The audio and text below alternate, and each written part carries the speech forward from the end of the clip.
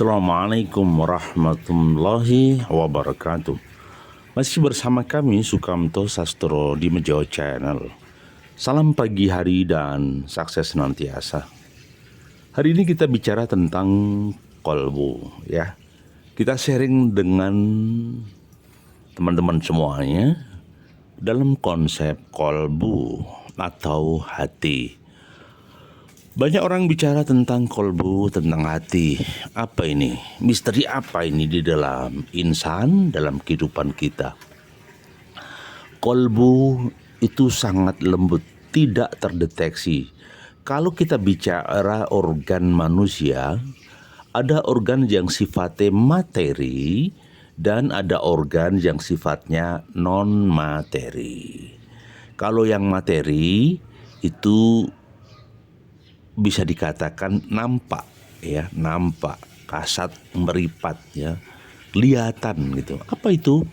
Kayak hidung, mungkin bibir, kepala, kaki, tangan. Ini sesuatu materi yang nyata. Tetapi ada sesuatu yang tidak nampak di balik raga. Ada yang mengatakan kolbu, ada yang mengatakan jiwa, ada yang mengatakan roh, ada yang mengatakan nyawa.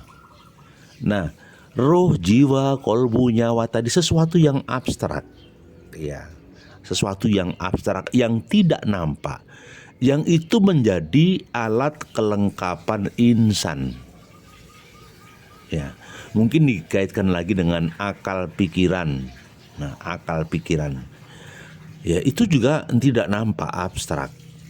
Nah, kita akan bicara sebenarnya partikel yang ada di dalam tubuh manusia, selain memang ada urat nadi, ada daging, ada darah, ya, apapun itu seringkali ada di sekitar kita, di otak kita, di benak kita.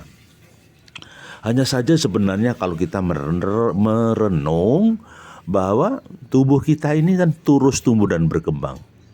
Salah satu yang menyebabkan pertumbuhan bagi anak-anak kita adalah makanan yang kita santap, menu yang kita santap. Maka kita disarankan untuk menu makanan yang berkualitas, bukan enaknya tetapi materinya. Misalnya aneka jenis sayuran, aneka buah-buahan, ini materinya bagus ya, sehingga ada materi yang sifatnya nutrisinya, variasinya banyak gitu. Oke, kita kembali. Apa yang abstrak tadi? Kolbu. Kolbu itu adalah ada yang mengatakan jiwa, ya, jiwa. Jadi dengan kolbu ini manusia akan semakin sempurna, ya. Jadi dengan kolbu itulah terciptalah manusia yang sangat sempurna. Ya. Jadi sesungguhnya manusia diciptakan dalam situasi yang amat sangat sempurna. Ya. Maka saya katakan bahwa kolbu ini yang memancarkan raga seseorang.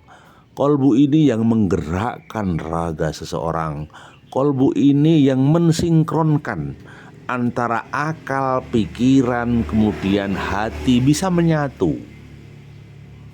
Ya. Anda bayangkan ketika seseorang dengan mekanisme sistem biologis, sistem elektriknya itu tidak sinkron, berisiko. Contoh misalnya ketika orang kena stroke, maka otak, pikirannya, dan kakinya nggak sinkron. Ketika seseorang ingin mengangkat kakinya, tidak bisa karena jaringan sarafnya terkena. Ada gangguan saraf, ada gangguan aliran darah dan segala macamnya. Nah, berarti bagaimana ini sebenarnya? Yang menggerakkan raga ini apa? Tentu kuasa Allah. Hanya saja Allah menciptakan chip. Allah menciptakan kolbu.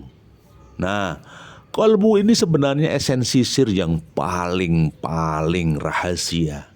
Karena kolbu ini yang menjadi otaknya daripada badan. yang menjadi nyawanya dari badan, yang bisa membaca menembus ruang dan waktu. Itu namanya kolbu. Ya, kolbu. Maka kolbu itu sangat halus, sangat lembut. Lah kenapa itu kolbu ada? Contoh, ketika kita tidur, kita bisa mimpi. Kenapa ini? Nah, itulah berarti ada kolbu, ada alam ruh, gitu loh, ada kolbu. Kemudian lagi, apakah orang yang sudah meninggal dunia, nyawanya lepas dari raga, apa bisa dikatakan dia mati? Nah, jadi sebenarnya saya katakan, loh sebenarnya apa itu kolbu? Kolbu itu ada yang mengatakan roh, saya katakan tadi, ada yang mengatakan nyawa, ada yang mengatakan hati. Ya. Jadi banyak komponen di sana. Ya. Ada kolbu itu ya yang menata jasad, menyatukan dengan pikiran seseorang. Manusia bisa menganalisa, bisa berpikir dan terlatih segala macamnya, bisa membuat konsep. Di sana sebenarnya kolbu yang ada alirannya dengan pikiran. Kolbu yang ada mekaniknya dengan otak kita. Gitu. Tetapi ada sesuatu yang bukan hanya di akal, tadi di feeling, di insting. Jadi ada kabel, kalau mungkin abstrak, bayangan real saja. Ada kabel yang menghubungkan antara kolbu dengan pikiran, sehingga seseorang bisa melakukan analisa, ya, bisa berpikir, bisa mencari hukum kausalitas, gitu. Nah, bagaimana dengan kolbu yang bisa merasakan tadi, memunculkan feeling, memunculkan indera keenam? Ini kolbu yang abadi. Ada yang mengatakan itu nyawa, ada yang mengatakan hati. Nah, ini sangat misteri. Maka dari waktu ke waktu ada kajian metafisika yang memperdalam dengan kolbu itu. Maka di sebuah hadis Rasulullah itu dikonsepkan bahwa kolbu adalah hati. Hati itu ya di dalam jiwa seseorang, di dalam tubuh seseorang bersemayam segumpal daging, segumpal darah atau daging. Nah, manakala itu baik, maka baiklah secara keseluruhan. Manakala itu jelek, maka perilakunya pun menjadi jelek, kehidupan pun menjadi jelek, begitu. Nah, apa itu? Orang bilang hati, ya. Orang bilang hati, gitu. Jadi prinsipnya bahwa hati seseorang, jiwa seseorang itu mengalami banyak goncangan, gitu.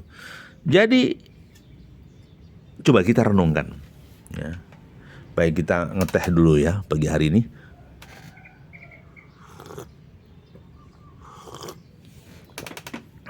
Mantap.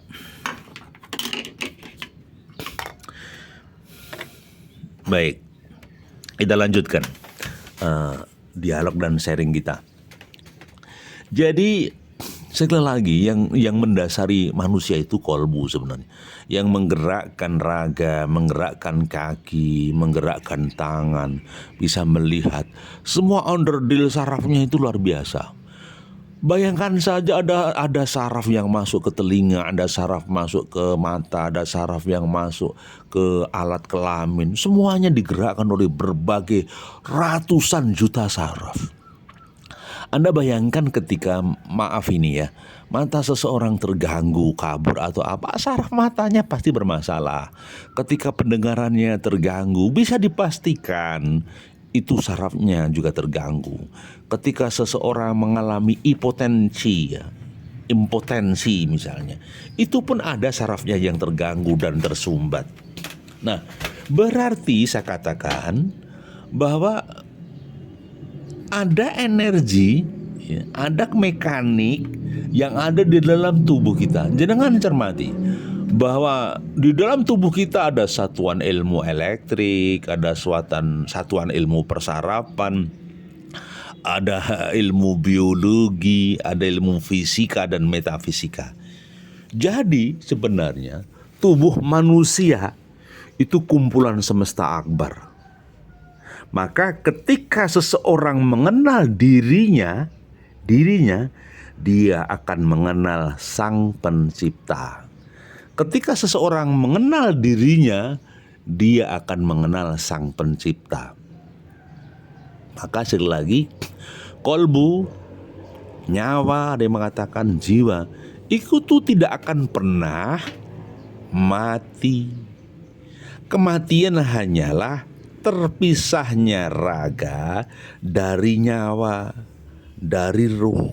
Nah, karena pemahaman kita sebagai seorang muslim, setelah manusia hidup di dunia, dia akan hidup di alam barzakh. Kemudian melakukan perjalanan di Jahumil Hisab, Siratul Mustaqim. Kemudian diperhitungkan amalnya, baik dan buruknya. Baru masuk surganya Allah. Jadi sebenarnya dalam konteks agama, hidup itu perjalanan. Kalau di dunia nampak, biologisnya nampak, wujudnya nampak. Bukan kodam, bukan jin, wujudnya nampak. Kenapa? Saripati tanah tadi, tanah yang diolah dengan angin, diolah dengan air, mewujudkan akhirnya Nyun Sewu Saripati makanan. Ya, dimakan manusia, menjelmalah menjadi sel telur, menjelmalah jadi sperma. Ketika menyatu dengan kuasa Allah diberikan roh, maka lahirlah insan.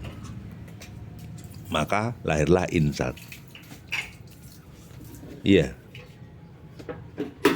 Nah, kemudian dalam konsep agama, hidup itu nanti akan masuk kepada tataran orang harus mengabdi kepada Allah. Mama khalaqtul jinna wal insa illa liya'budun. Jadi diciptakan manusia dan jin itu hanya untuk menyembah kepada Allah. Jadi inilah yang faktanya. Kembali kepada intinya kolbu. Jadi yang menggerakkan fisik manusia, yang menggerakkan raga manusia adalah kolbu. Tanpa adanya kolbu, manusia tidak bisa bergerak. Tanpa adanya kolbu, manusia tidak bisa menyaksikan kehidupan. Ya. Jadi kolbu inilah yang membuat seseorang benar-benar eksis dan hadir di dalam kehidupan ini. Itu kawan sepintas saja sebagai bentuk penyadaran bahwa kolbu seseorang, hati seseorang itu mempengaruhi perilaku seseorang. Maka ketika ada pendidikan yang sifatnya akal dan fikir, keterampilan, maka idealnya harus ada pendidikan kolbu, pendidikan hati. Nah, ciri-cirinya nanti pendidikan kolbu ini membuat seseorang akan ma'rifatullah, akan mengenal dirinya, mengenal alam semesta, dan mengenal siapa yang menciptakan alam semesta. Karena kehidupan ini akan terus berakhir dan kehidupan pun akan selesai pada titik tertentu. Semoga dialog kecil, semoga monolog kecil di pagi hari ini ada manfaatnya dan ada nilainya. Minimal untuk pencerahan diri saya dan barangkali teman-teman yang tertarik dengan channel kami, Sukamto Sastrodimedjo Channel.